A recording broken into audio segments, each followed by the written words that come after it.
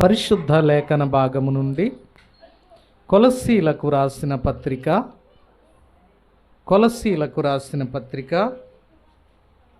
2వ అధ్యాయము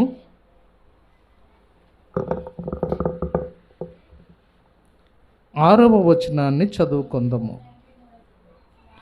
పరిశుద్ధ లేఖన భాగము నుండి కొలస్సీలకు రాసిన పత్రిక 2వ అధ్యాయము 6వ వచనాన్ని 6-7 వచనాలు చదువుకుందాము.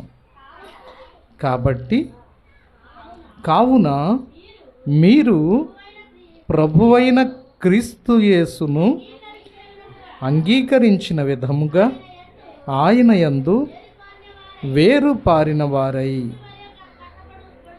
ఇంటి వలె కట్టబడుచు మీరు నేర్చుకొనిన ప్రకారముగా విశ్వాసమందు స్థిరపరచబడుచు కృతజ్ఞతాస్తుతులు చెల్లించుటయందు విస్తరించుచు ఆయన యందుండి నడుచుకొనుడి. అమ్మా చాలు.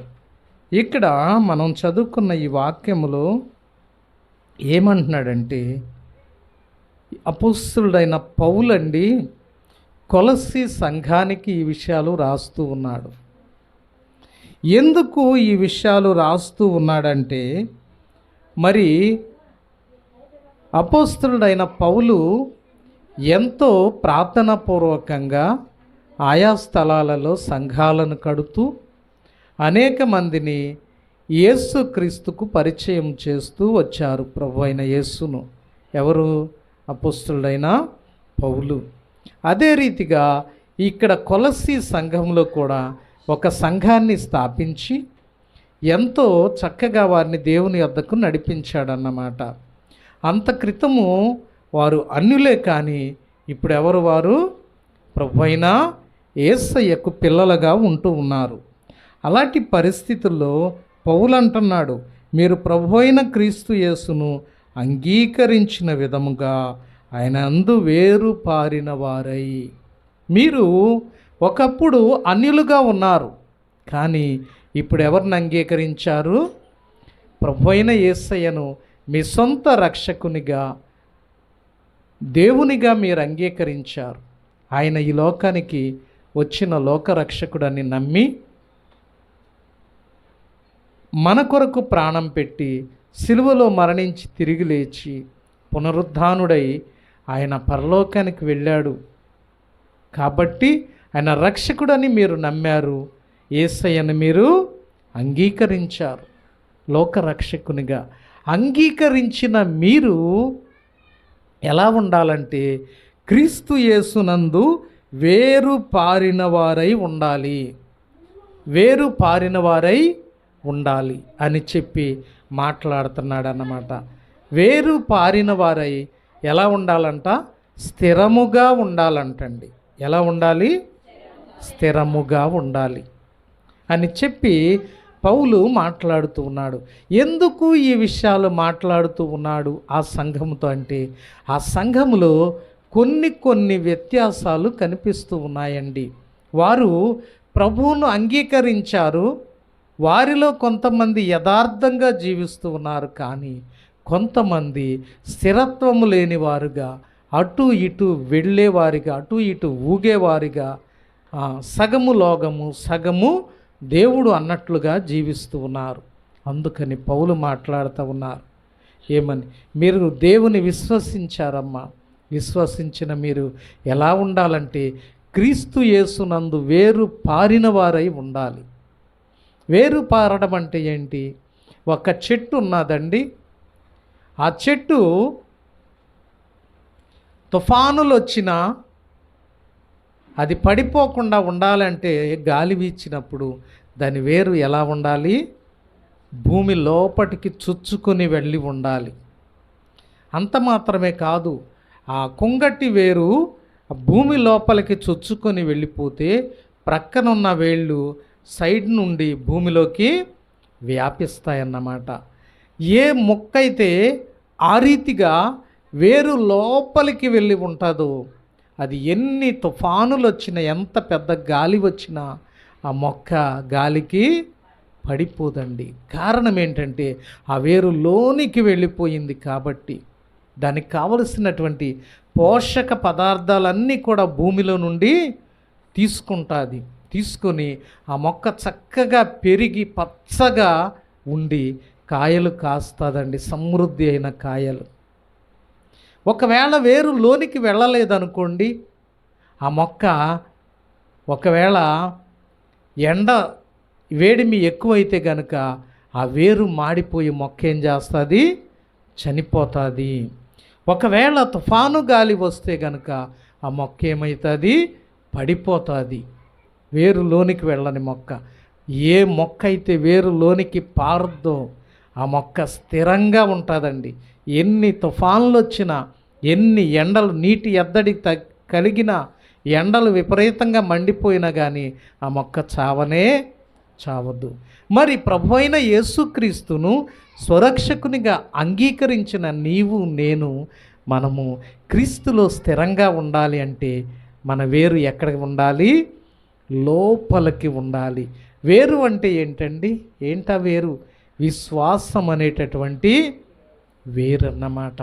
నీ విశ్వాసము క్రీస్తును సంపూర్ణంగా అంగీకరించేదిగా, ప్రతిదీ నా యేసయ్య ఈ కార్యాన్ని నా జీవితంలో చేయగలడు అనే విధంగా ఎప్పుడైతే నీవు విశ్వాసములో స్థిరత్వము కలిగి పరిశుద్ధతలో పరిపూర్ణత కలిగి నీవు ఉంటావో అప్పుడు నీవు అనుకున్నవన్నీ కూడా నీ జీవితంలో ప్రభు అయిన యేసుక్రీస్తు చేస్తాడండి. కారణం ఏంటంటే చాలాసార్లు అంటాడు ఆయన, నీవు నమ్ముతూ ఉన్నావా నేను ఈ కార్యాన్ని చేయగలనని అని అంటూ ఉంటాడు. నమ్ముతున్నాను ప్రభు అంటే వెంటనే వారి జీవితాల్లో కార్యాలు జరిగినాయి. మనము వేరు పారిన వారంగా, ఏ వేరది? విశ్వాసం అనేటటువంటి వేరు. నీ విశ్వాసము సమృద్ధి అయినదిగా ఉండాలండి, అనుమానము లేనిదిగా ఉండాలి. ఎప్పుడైతే నీవు విశ్వాసములో నీవు వేరు పారి క్రీస్తును నీవు విశ్వసిస్తావో, నా దేవుడు నా జీవితంలో ఈ కార్యం చేయగలడని నమ్ముతావో, నీ జీవితంలో ఎన్ని తుఫాన్లు వచ్చినా నిన్నేమీ చేయలేదు. ఏంటి ఆ తుఫాన్లు? కష్టాలు రావచ్చు, బాధలు రావచ్చు, నిందలు రావచ్చు, అమ్మా అప్పుల పాలు కావచ్చు. అయినా ఎన్ని వచ్చినా నిన్నేమి కూడా చేయలేవు. కారణం ఏంటి? నీ వేరు ఎక్కడుంది? యేసులో వేరు పారి ఉంది. నీలో లోతైన విశ్వాసం ఉంది. ఏంటా విశ్వాసం అంటే, ఈ అప్పు నుంచి దేవుడు నన్ను, ఈ సంవత్సరం నా వ్యవసాయం పోయిందా, వచ్చే పంటలు దేవుడు నాకు ఇవ్వగలడు. ఈ సంవత్సరం నాకు అప్పు అయిందా, దేవుడు నాకు తీర్చగలడు. ఈ సంవత్సరం నాకు ఈ బాధ వచ్చిందా, దీన్ని త్వరలోనే తీసేసి రెట్టింపు ఆనందాన్ని నాకు ఇవ్వగలడు అని విశ్వాసము నీలో ఉన్నప్పుడు, విశ్వాసం ఎప్పుడు వస్తుంది? ఎలా వస్తుంది? మనలో స్థిరత్వం ఎప్పుడు వస్తుంది అనేది మనం తెలుసుకుందాం. అయితే ఇంకా ఏమంటాడంటే, మొదట వేరు పారిన వారుగా ఉండాలి, స్థిరంగా ఉండాలని చెప్తూ ఉన్నాడు. స్థిరంగా ఉండాలి అంటే మరేం చేయాలి చూడండి. ఫిలిప్పీలకు రాసిన పత్రిక 4వ అధ్యాయము 1వ వచనం నుండి చూద్దామా అమ్మా?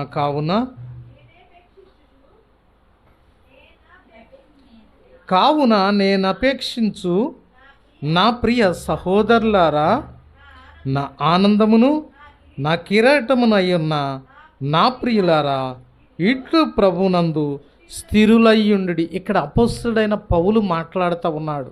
ఏమని మాట్లాడుతూ ఉన్నాడంటే, నేను అపేక్షించుచున్న నా ప్రియ సహోదరులారా. ఏం చేస్తున్నాడంట? ఆయన అపేక్షిస్తూ ఉన్నాడంట. అపేక్షించటం అంటే ఆశపడుతూ, లేదంటే కోరుకోవడం. ఆయన కోరుకుంటూ ఉన్నాడు. ఏమని కోరుకుంటా ఉన్నాడు పౌలు? అపోస్తలుడైన పౌలు వాళ్ళ సంఘమంతా కూడా ఎలా ఉండాలని కోరుకుంటా ఉన్నాడు? స్థిరులై ఉండాలని. ఎవరినందు? ప్రభువునందు. ఏ ప్రభువు అయినా? యేసయ్య, యేసుక్రీస్తునందు మీరు ఎలా ఉండాలి? స్థిరులై ఉండాలి. స్థిరులై ఉండాలని కోరుకుంటా ఉన్నాడండి. స్థిరులై ఉండాలని కోరుకుంటా ఉన్నాడు. స్థిరులై ఉండాలంటే ఏం చేయాలనేది తర్వాత చూపిస్తాం. అంత మాత్రమే కాదు, ఎందుకు అలా కోరుకుంటా ఉన్నాడు? విశ్వాసులందరూ యేసయ్యలో స్థిరంగా ఉండాలని ఎందుకు కోరుకుంటున్నాడు అపొస్తలుడైన పౌలు అంటే, అక్కడ చెప్తూ ఉన్నాడు, నా ఆనందము, నా కిరీటము మీరే. ఎవరు? నా ఆనందము. నేను ఆనందంగా ఉండాలంటే నేను ఎప్పుడు ఉంటానో తెలుసా? మీరు విశ్వాసంలో స్థిరంగా ఉన్నప్పుడు, యేసయ్యలో మీరు స్థిరంగా ఉంటే నేను ఆనందంగా ఉంటాను. మీరంతా కూడా యేసయ్యలో స్థిరంగా ఉండి, యేసయ్యలో స్థిరత్వం కలిగి మీ జీవిత యాత్రను ముగించిన తర్వాత మీరందరూ కూడా పరలోకానికి వెళ్ళాలని నేను ఆశపడుతూ ఉన్నాను. అలా పరలోకానికి వెళితే నాకు యేసయ్య ఏమిస్తాడో తెలుసా?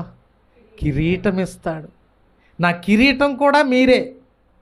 మీరు మిమ్మల్ని ఎన్ని ఆత్మలను నేను సంపాదించి దేవుని దగ్గరకు పంపిస్తే మీరందరూ కూడా నా అన్ని కిరీటాలు నాకు యేసు ప్రభువు ఇస్తాడు అని చెప్పి అపొస్తలుడైన పౌలు అంటా ఉన్నాడండి. నిజంగా మరి మేము ఎందుకు ఇంత ప్రయాసపడతా ఉన్నాం? ఎంతో దూరం నుండి మీ కొరకు ఎందుకు వస్తూ ఉన్నాము? మీ పట్ల మాకు ఎందుకు ఇంత ప్రేమ అంటే ఇదే. మీరందరూ కూడా యేసయ్యను నమ్ముకుంటే, మీరందరూ యేసయ్యలో స్థిరంగా ఉండి వేరుపారి విశ్వాసములో స్థిరులుగా ఉండి యేసయ్యలో జీవిస్తే మీరందరూ కూడా పరలోకానికి వారసులైతే, యేసయ్య కుమారులుగా కుమార్తెలుగా మీరు హక్కుదారులైతే మేము సంతోషపడతామండి. మా సంతోషం అదే. మా ఆనందము మీరే, మా కిరీటం కూడా మీరే. ఆ రోజు అపొస్తలుడైన పౌలు అంటా ఉన్నాడు, ఈరోజు నేను అదే చెప్తూ ఉన్నా. మేము ఎప్పుడు సంతోషపడతామంటే, 1,00,000 రూపాయలు ఇస్తే మేము సంతోషపడం. ఇలా వస్తాయి, అవి అలా వెళ్ళిపోతాయి. కానీ మీరు యేసయ్యని యథార్థంగా నమ్ముకుని యేసయ్య కొరకు స్థిరంగా ఉండి బాప్తిస్మం తీసుకుని యేసు ప్రభువులో నమ్మకంగా జీవిస్తే అప్పుడు మాకు ఆనందం అండి. యేసయ్య అప్పుడు మాకు జీవ కిరీటాన్ని ఇస్తాడు. మాకు ఇస్తాడు, మీకు కూడా ఇస్తాడు ఆ కిరీటం. కనుక అందుకు మనం ఎలా జీవించాలి? యేసయ్యలో వేరుపారి స్థిరంగా జీవించాలి. అయితే ఈ స్థిరంగా జీవించాలి అంటే ఎలాగా? మేము స్థిరంగా జీవిస్తూ ఉన్నామండి మా సంఘమంతా అని మనం చెప్పగలం. అయితే స్థిరంగా జీవిస్తూ ఉన్నావు అనడానికి గుర్తేంటి చూద్దామా?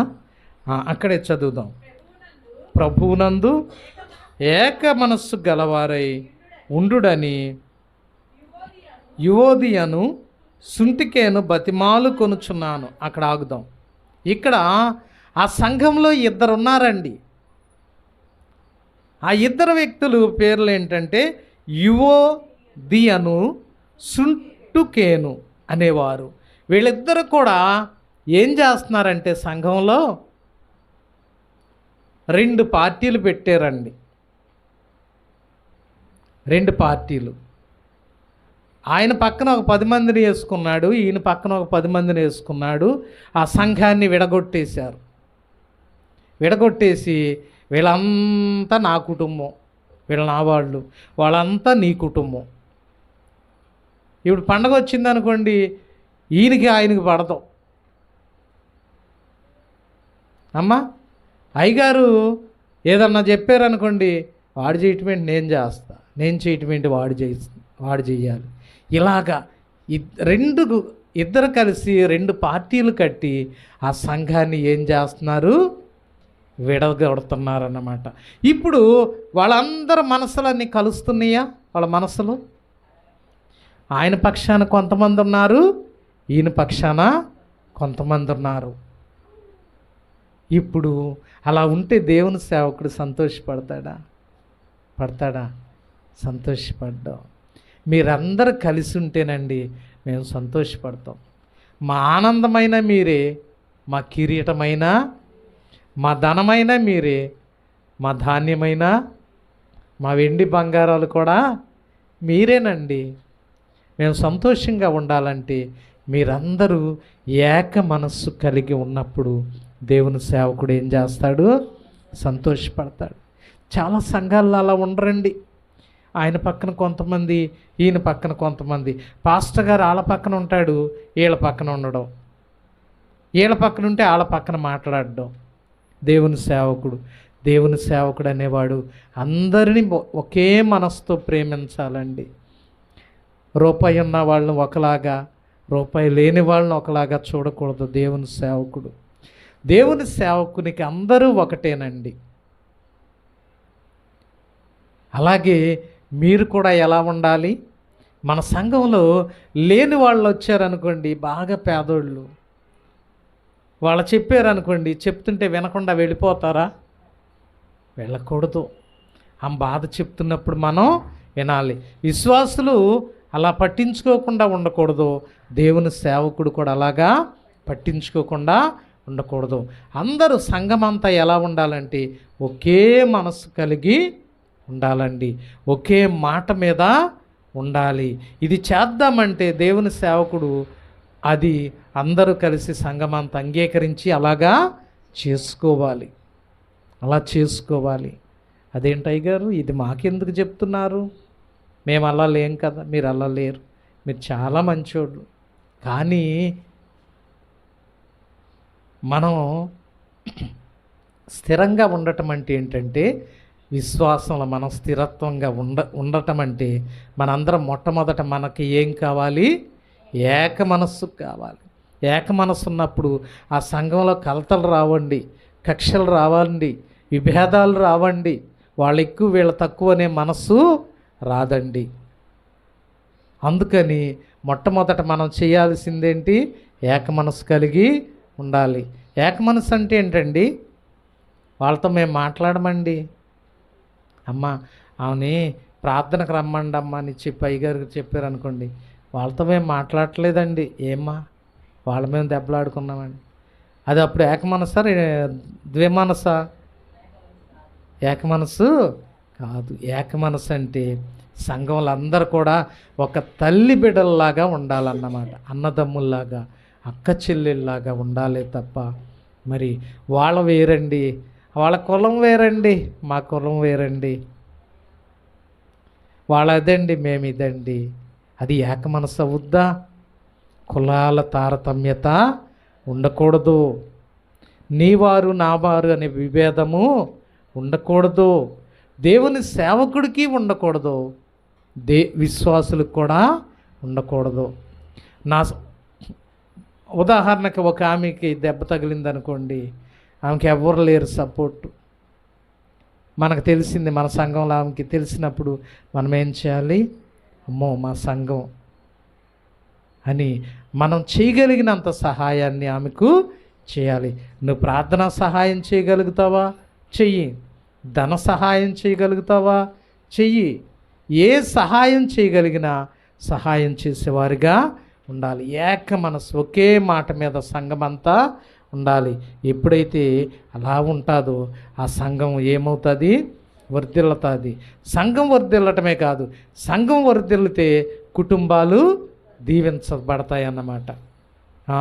మీరందరూ ఇప్పుడు మల్లేశ్వరమ్మ గారు, ఏసమ్మ గారు ఇద్దరు ఒక మాట మీద ఉన్నారనుకోండి, పక్కిళ్ళు, ఆమె కొరకు ఏం ప్రార్థన చేస్తుంది, ఏం కొరకు ఆమె ప్రార్థన చేస్తుంది. అలా కాకుండా ఇద్దరికి వేరువేరుగా ఉన్నారనుకోండి, విభేదాలు వచ్చినాయి అనుకోండి, పక్కోడి చేసి చెడిపోవాలన్నట్టు ఉంటుంది ప్రార్థన కదా. కనుక సంఘంలో ఎలా ఉండాలి? మనము ఏక మనస్సు కలిగి ఉండాలి అని చెప్పి మాట్లాడుతూ ఉన్నాడు. ఇంకేం చేయాలంట? అక్కడే చదవండి. అవును, నిజమైన సహకారి ఆ స్త్రీలు కెమెంతుతోనూ నా ఇతర సహకారులతోనూ సువార్త పనిలో నాతో కూడా ప్రయాసపడిన వారు గనుక వారికి సహాయము చేయమని నిన్ను వేడుకొనుచున్నాను. ఆ సహకారుల పేర్లు జీవగ్రంథమందు వ్రాయబడి ఉన్నవి చాలు. మనము ఏక మనస్సు కలిగి ఉండడమే కాదండి, ఎవరైనా బాధల్లో ఉన్నప్పుడు వాళ్ళకి ఏం చేయాలంట? సహాయం చేయాలి. అంత మాత్రమే కాదు, దేవుని పని నిమిత్తము, దేవుని సేవ నిమిత్తం అంట మనం ఏం చేయాలి? సహాయం చేయాలి. అక్కడ రాసిందమ్మా. దేవుని సేవ నిమిత్తం ఏం చేయాలి? మనం సహకారులుగా ఉండాలి. దేవుని సేవకుడికి ఎప్పుడు మనం సహకారులుగా ఉండాలి. మనకెందుకు ఆయన ఏమైపోతాయని, ఆయన తెప్పలు ఆయన పడుకుంటాడని వదిలేయకూడదు. దేవుని సేవకుడికి ఏం చేయాలి? సహకారులుగా ఉండాలి. మా గొల్లగుడి ఉందండి, నిజంగా ఎంత సహకారంగా ఉంటారంటే,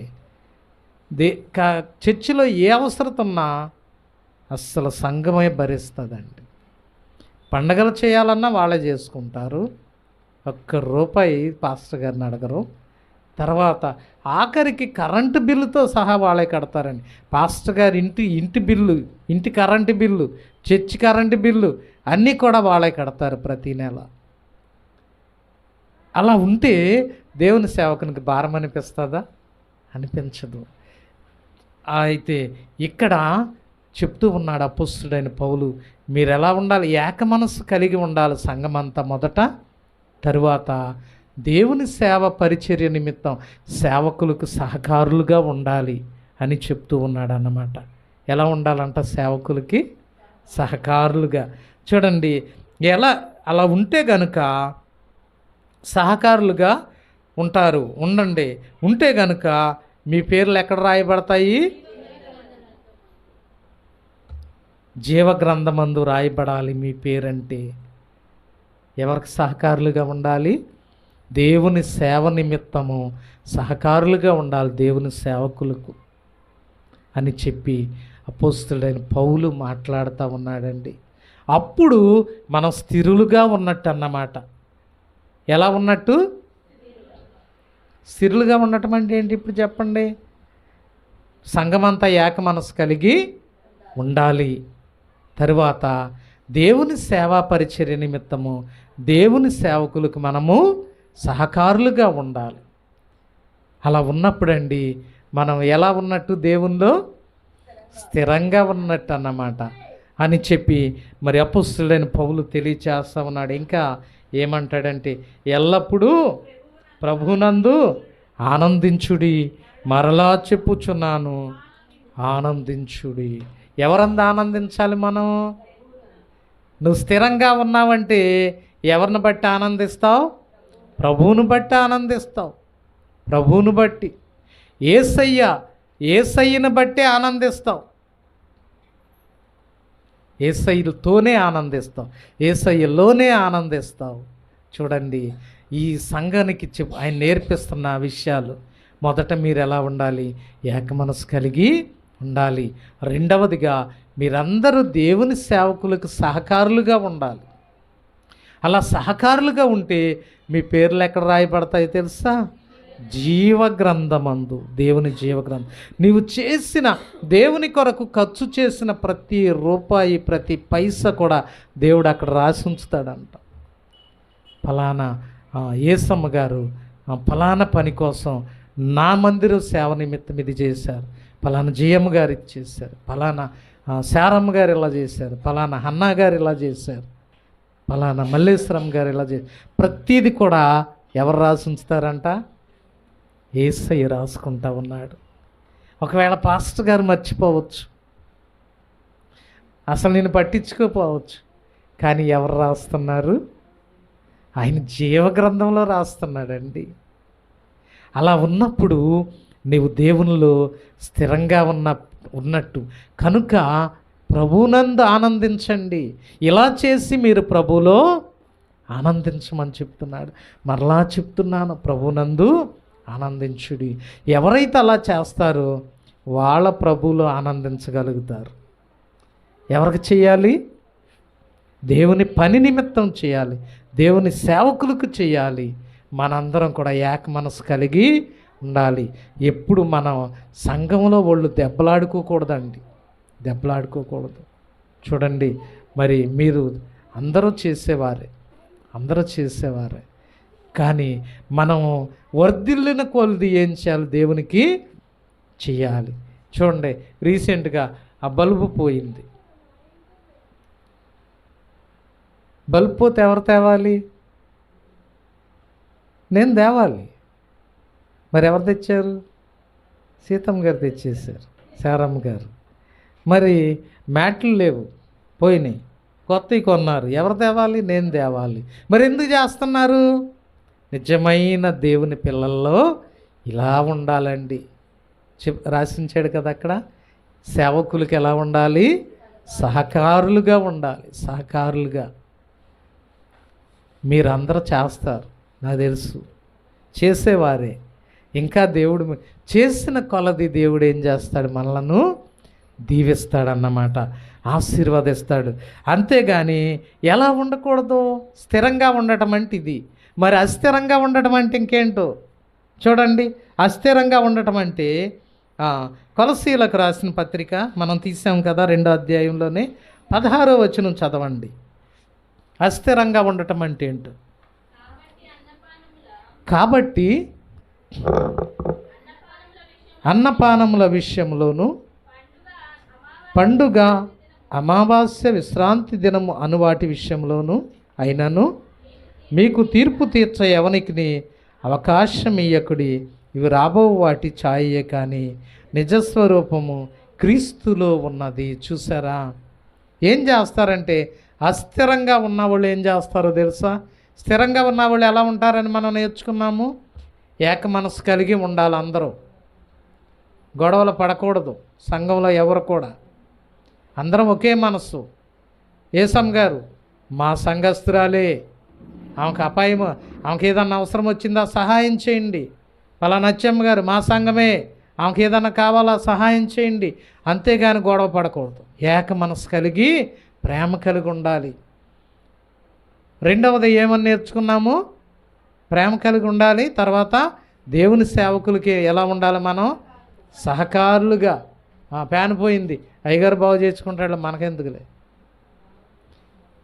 అక్కడ ఫ్యాన్ పోయింది, భవానీ చూసింది కొంతకాలం, అయ్యగారు నేను కొంటానంది, కొనమ్మన్న. రవీంద్ర తెచ్చాడు, కొనుక్కొచ్చాడు, బిగించేసాడు. ఇలాగా ప్రతీది కూడా మీరు సహకారంగానే ఉంటారు అమ్మా. అయితే మనం రాను రాను మన దేవుని మందిర పని విషయంలో మనం ఏది చేయాలనేది మనం గుర్తుపెట్టుకోవాలన్నమాట. ఇంకా మనకు అవసరం ఉంది. ప్రస్తుతానికి ఈ మందిరం సరిపోతుంది, రానున్న రోజుల్లో సరిపోద్దా? చాలదు. మరేం చేయాలి? దీన్ని విస్తరింప చేయాలి, ఎక్స్టెండ్ చేయాలంటే ముందులో మనం చేసుకున్నాం. అయితే ఎవరిని అడగలేదు, తోసిన వాళ్ళు ఏదో చేయగలిగిన వాళ్ళు చేశారు.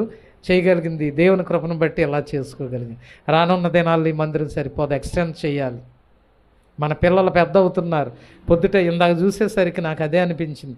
పిల్లలందరూ వచ్చారు, 10 మంది పిల్లలు బయటే ఉన్నారు. వాళ్ళందరూ పెద్ద అయితే ఈ మందిరం సరిపోద్దా? కూర్చుని అదే ఆలోచించుకుంటున్నాను నేను. వాళ్ళందరూ పెద్ద ఈ మందిరంలోకి వస్తే చాలదు. ఇప్పుడు చిన్నవాళ్ళు ఇంకా 2 సంవత్సరాలు ఆగితే వాళ్ళందరూ కూర్చుంటే సరిపోదండి, ఎక్స్టెండ్ చేయాలి. మరి దీని కొరకు ఎంతమంది ప్రార్థన చేస్తున్నాం? ఆలోచించారు ఎప్పుడన్నా? ఆలోచించండి. మందిరం ఎక్స్టెండ్ చేయాలి త్వరలోనే, సరిపోద్దు అమ్మా. మరి దీని కొరకు మనం సహాయం చేయాలి. ఈ భారమంతా సేవకుని మీదే పడాలా? సేవకుడే చేయాలా? ఏమని రాసించాడు దేవుడు? దేవుని సేవకులకి మనం సహకారులుగా ఉంటే మన పేర్లు ఎక్కడ రాస్తాడు దేవుడు? జీవ గ్రంథంలో రాస్తాడు. అప్పుడు నీవు స్థిరంగా ఉన్నప్పుడు నీవు చేసే ప్రతిదీ దేవుని సేవకునికి సహకారంగా ఉండాలి. మనం ఏక మనసు కలిగి ఉండాలి. అప్పుడు నీవు స్థిరంగా ఉన్నట్టు. మరి అస్థిరత అంటే ఏమనేది ఇక్కడ రాసించాడు. ఏంటంట? అన్నపానముల విషయములో, తినే కాడ తాగే కాడండి మనం ఎలా ఉండాలి? ఖచ్చితంగా ఉండాలి. ఇందాక అమ్మగారు చెప్తుంటే నాకు అనుకున్నా. నిజంగా తినే విషయంలో మనం ఎలా ఉండాలి? ఖచ్చితంగా ఉండాలి, జాగ్రత్తగా. దేవుని నమ్ముకున్న నీవు, బాప్తిస్వం తీసుకున్న నీవు, దేవుని కుమారునిగా కుమార్తెగా ఉన్న నీవు ఆహారం తినే విషయంలో ఏది పడితే తినేయకూడదు. ఎవరో దారిపోయే దానయ్య తీసుకొచ్చి ఇదిగో అక్కడ పూజ చేసి తెచ్చానని ఇచ్చాడు అనుకోండి, తినేయొచ్చా? అస్థిరులుగా ఉండొద్దు అంటున్నాడు. నీవు స్థిరంగా దేవుల్లో ఉంటే నువ్వు తినగలుగుతావు. అది రీసెంట్గా మొన్న నేను యూట్యూబ్లో చదివాను. జగన్ గారు మరి ఒక ప్లేస్కి వెళ్ళారు. ఆ ప్లేస్లో ఆయనకు పలహారం పెట్టారు. పెడితే ఆయన తీసి భార్యకి ఇచ్చారంట. ఆ భార్య తీసి దాన్ని కర్చీఫ్లో పెట్టుకుని వెళ్ళిపోయారు. నిజంగా ఇది ఒక పెద్ద ఇష్యూ అయింది. చూడండి, నిజమైన దేవుని పిల్లలండి తిని త్రాగే విషయంలో జాగ్రత్తగా ఉండాలి. ఏది పడుతుంది తినకూడదు. నిషిద్ధమైంది మనము తినకూడదు. ఇంకేం తినకూడదు అనేది తర్వాత నేను వచ్చే వారం చెప్తాను. సమయము చాలా అయింది కాబట్టి మరి 1/2 అవర్ అయిపోయింది. కనుక దేవుని పిల్లలు స్థిరంగా ఉండటం అంటే 2 విషయాలు మనం నేర్చుకున్నాం. అలా స్థిరంగా ఉన్నప్పుడు మన పేర్లు ఎక్కడ రాస్తాడంట? జీవగ్రంథంలో నీ పేరు రాయబడాలని నీవు ఆశపడతా ఉన్నావా? మనం ఇదంతా చేసేది ఎందుకంటే ఆ పరలోకానికి వెళ్ళాలని.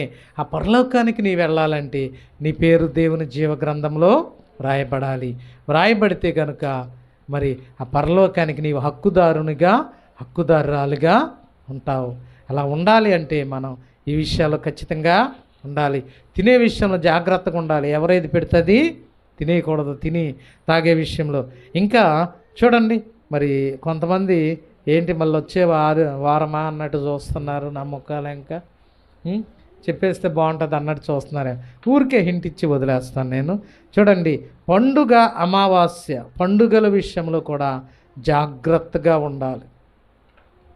పండుగల విషయంలో మనం క్రిస్మస్ చేస్తాం, జనవరి 1 చేస్తాం, ఈస్టర్ చేస్తాం. ఆ తర్వాత చాలా వస్తాయి. కొన్నిసార్లు వినాయక చవితి అది వస్తుంది. వచ్చినప్పుడు మన పిల్లలు వెళ్ళిపోతారు. కొన్నిసార్లు మనం కూడా చూడటానికి వెళ్తాం. ఎలా ఉందబ్బా బొమ్మ ఎలా ఉందబ్బా, ఆయన డ్యాన్స్ ఎలా చేస్తున్నాడు అబ్బా. నువ్వెలా ఉండాలి పండుగల విషయంలో? జాగ్రత్తగా ఉండాలి. ఎక్కడ పడితే అక్కడికే. ఆ బొమ్మ ఎలా ఉంటే నీకెందుకు? ఎప్పుడు చూడలేదా? డ్యాన్స్ ఎలా చేస్తున్నాడు మా అబ్బాయి? దేవుణ్ణి నమ్ముకుని బాప్తిసం తీసుకున్న నువ్వు, ప్రభురాత్రి బల్లారాధనలో పాలు పొందుతున్న నువ్వు, నీకు బొమ్మ కావాలా? కొంతమంది ఆ రంగు కూడా కొట్టించుకుని వస్తారండి. ఏంటమ్మా రాసేసారా? నువ్వు వెళ్ళకుండా ఉంటే రాయరుగా. నువ్వు వెళ్ళబట్టేగా రాసింది. నువ్వు వెళ్ళబట్టే రాశారు. చూసారా? పండుగల విషయంలో కూడా ఎలా ఉండాలి? ఇంకా అమావాస్య విషయంలో కూడా జాగ్రత్తగా ఉండాలంట. ఏంటి? దేవుని నమ్ముకున్న నీకు అమావాస్య ఉందా? ఇవాళ అమావాస్య గారు ఇది చెయ్యొచ్చా? ఎవడు చెప్పాడు అమావాస్య అని? అమావాస్యని ఎందుకు పెట్టారో వచ్చే వారం విపులంగా చెప్తాను. అసలు అమావాస్య ఎందుకు ఏంటనేది. అమ్మా చూడండి, అమావాస్య అనేది ఎందుకనేది తర్వాత చెప్తాను. చూడండి, అమావాస్య విషయంలో ఇవాళ అమావాస్య అండి, వెళ్ళకూడదండి అయ్యగారు. ఇవాళ అమావాస్య అండి, చేయకూడదండి అయ్యగారు. పౌర్ణమి రోజునే చెయ్యాలండి. అష్టనామాలు మంచివి కాదండి, సడ్డు రోజులండి. దశమి రోజునే చేయాలి, ఏకాదశి రోజునే చేయాలి, ద్వాదశి రోజునే చేయాలి. ఎవరు పెట్టారండి ఇవన్నీ?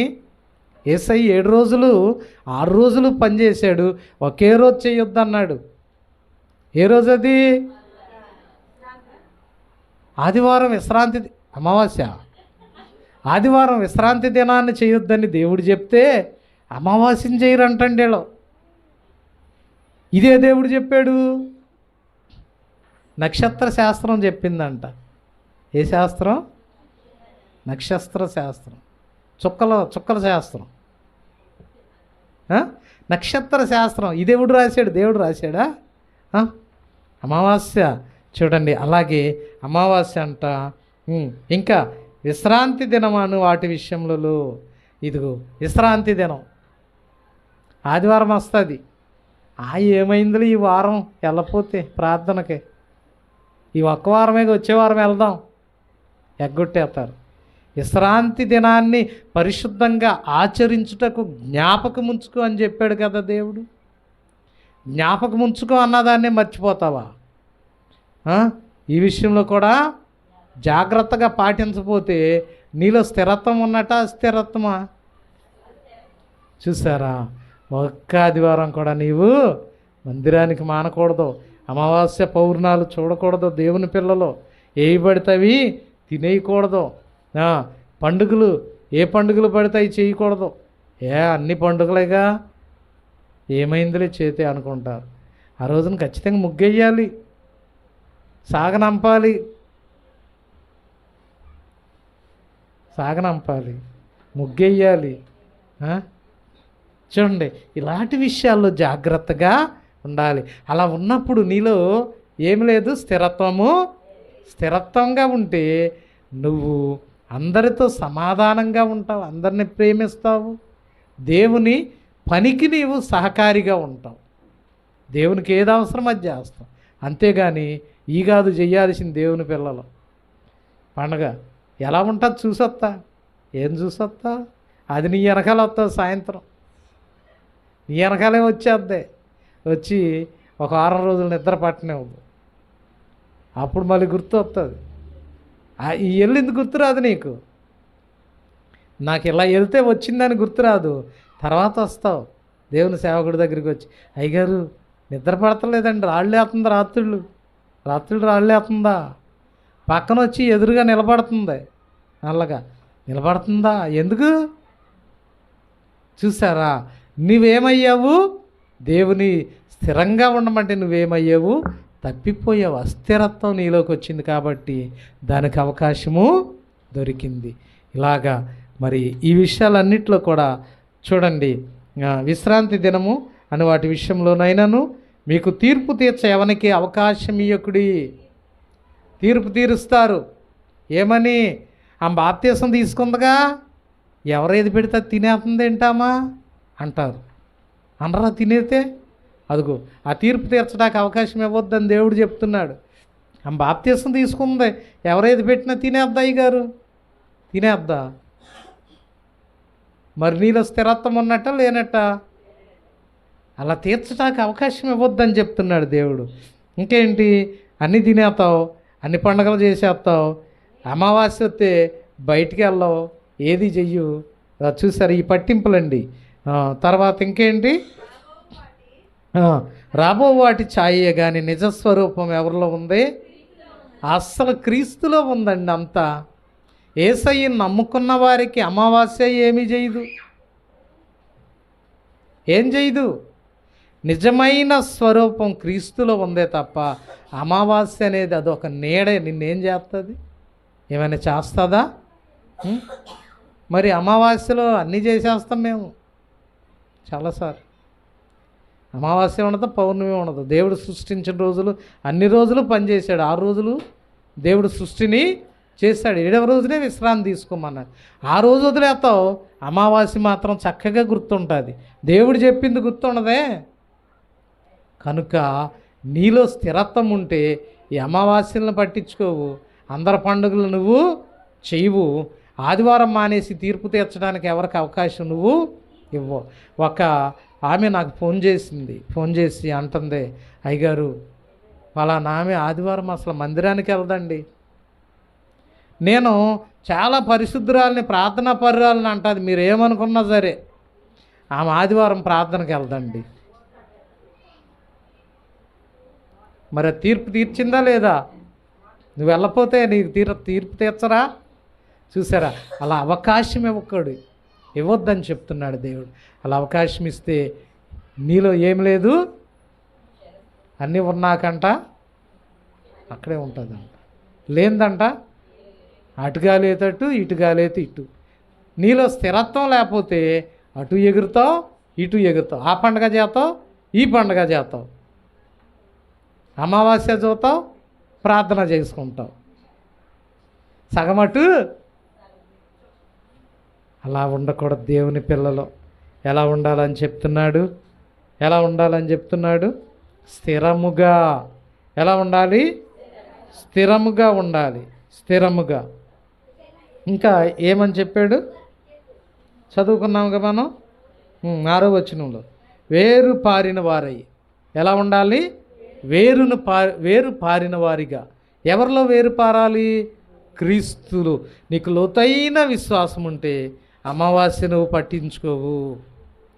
నీకు నిజమైన లోతైన విశ్వాసం ఉంటే అన్ని పండగలు నువ్వు చెయ్యవు. నిజమైన విశ్వాసం ఉంటే ఆదివారం ఎగ్గొట్టేసి నువ్వు అటు ఇటు వెళ్ళిపోవు. కనుక మనం స్థిరులుగా ఉండాలండి. స్థిరులుగా ఉండాలి. స్థిరత్వం అంటే ఏమని నేర్చుకున్నాము? ఏక మనస్సు కలిగిన వారంగా ఉండాలి. అంటే ఎవరితో గొడవలు పడకూడదు, అందరితో సమాధానంగా ప్రేమ కలిగి ఉండాలి. రెండవది, దేవుని సేవా పరిచర్య కొరకు మన ధనాన్ని మన సమయాన్ని దేవుని సేవకుల కొరకు మనం వెచ్చించాలి తప్ప దేని కొరకు మనము చేయకూడదు అని చెప్పి ఎవరు చెప్తున్నారు? పాస్టర్ ప్రసాద్ గారా? ఎవరు చెప్పారు? పౌలు గారితో ఎవరు రాయించారు? పరిశుద్ధాత్మ దేవుడు. అంటే దేవుడు రాయించాడు అన్నమాట. ఎప్పుడైతే ఎవరైతే వారి ఏక మనస్సు కలిగి అందరిని ప్రేమించగలుగుతారో, ఎవరైతే వారి ధనాన్ని దేవుని సేవ పరిచర్య కొరకు ఖర్చు చేస్తారో వాళ్ళ దేవుళ్ళు స్థిరంగా ఉన్నట్టు. ఎలా ఉన్నట్టు? క్రీస్తులో వేరు పారి స్థిరంగా ఉన్నట్టు అన్నమాట. విన్న వాక్యాన్ని బట్టి ప్రార్థన చేసుకుందాం. అమావాస్యలేంటి ఇవేంటి అనేది వచ్చేవారం నేను క్లుప్తంగా మీకు వివరంగా చెప్తానన్నమాట. సరే.